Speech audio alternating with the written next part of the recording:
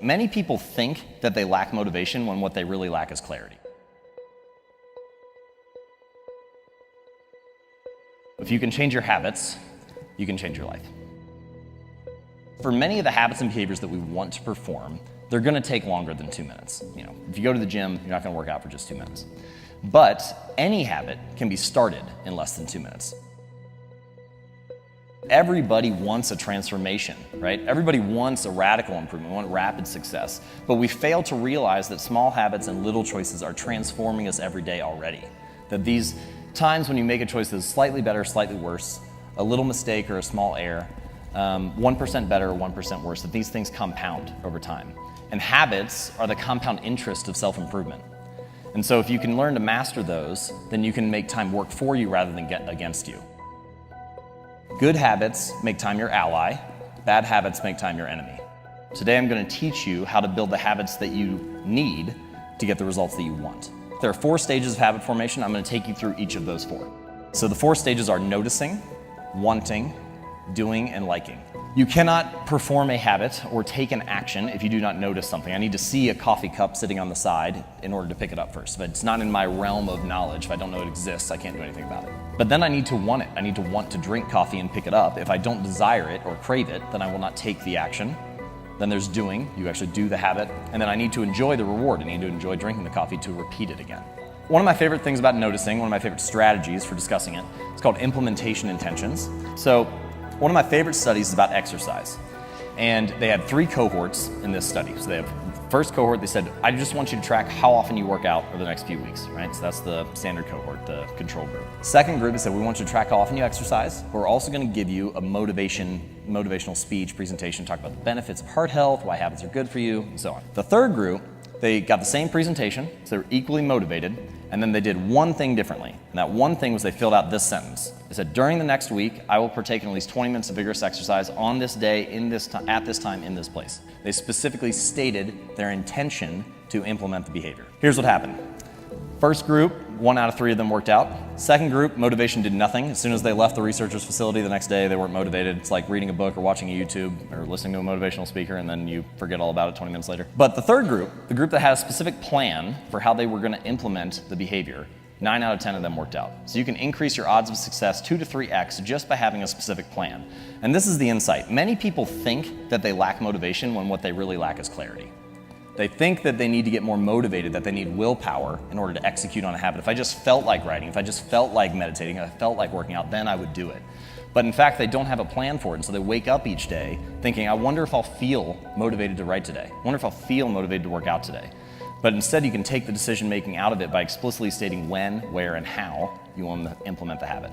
So you need to give your goals a time and a place to live in the world, right? Give them space on your calendar. The core point about noticing is it's hard to change something if you're not aware of it, and one way to become more aware of the opportunity to take action is to have a specific plan for when it's going to happen.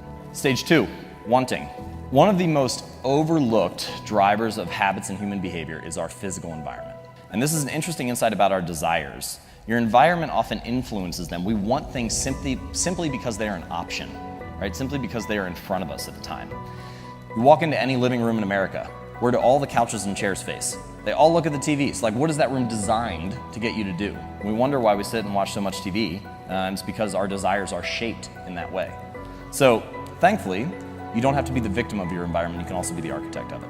You can decide to design something to make your good behaviors easier and your bad behaviors harder. So, when it comes to habits, if you want to practice your guitar more frequently, put it right in the middle of your living room so you run across it all the time. If you want to read more, when you make your bed in the morning, take the book you want to read, put it on top of the pillow. When you come back that night, pick it up, read a few pages, go to sleep. Many of our desires are simply shaped because we have an environment that shapes us in that way. So don't rely on willpower and self-control. It's a lot easier to stick to better habits when you're presented with better options. Stage 3, doing. In the beginning, the most important thing is just to shut up and put your reps in. Just make sure that you hone the skill, right? And you can start to think of it, the way that I like to think of it is that any outcome that you wish to achieve is just a point along the spectrum of repetitions. So if you have few reps to more reps, and you can imagine an easy goal, a moderate goal, a hard goal, the more reps that you put in, the more likely you are to achieve that goal. And this is actually very similar to what I saw with my writing habit. So after 6 articles, I had 100 subscribers. After 23, 1,000. After 96, 34,000, 177, 100,000, 243, and so on. And every rep that I put in, every article that I published, was something that was moving me closer to the next outcome on that spectrum. But you can't get around the fact that the repetitions matter. So, and this brings us to an interesting point, which is that if getting your reps in is incredibly important, then that means learning how to start is incredibly important, because each repetition, really any consistency with the habit, is just an exercise in getting started each day. If you can get started over and over again, then that's what consistency is. For many of the habits and behaviors that we want to perform, they're gonna take longer than 2 minutes. If you go to the gym, you're not gonna work out for just 2 minutes. But any habit can be started in less than 2 minutes, whether it's writing, working out, meditating, anything. And so the goal here is that you wanna optimize for the beginning of the task. You want your habits to act as an entrance ramp to a bigger routine. What I like to say is you should optimize for the starting line, not the finish line.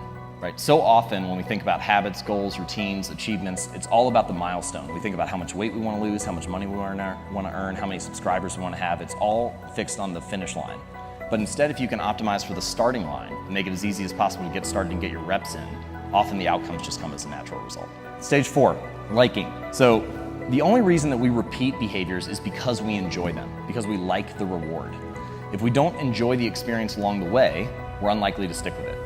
And that means that you need to figure out ways to bring a reward into the present moment, because good habits have a problem. And that problem is that for good habits, the immediate consequence is there. There's a cost that happens in the moment, but the reward is often delayed. If I go to the gym now, it's cost me time and energy and effort, but the reward is I'll be fit 3 months from now or not get sick 10 years from now or so on. The reward is delayed.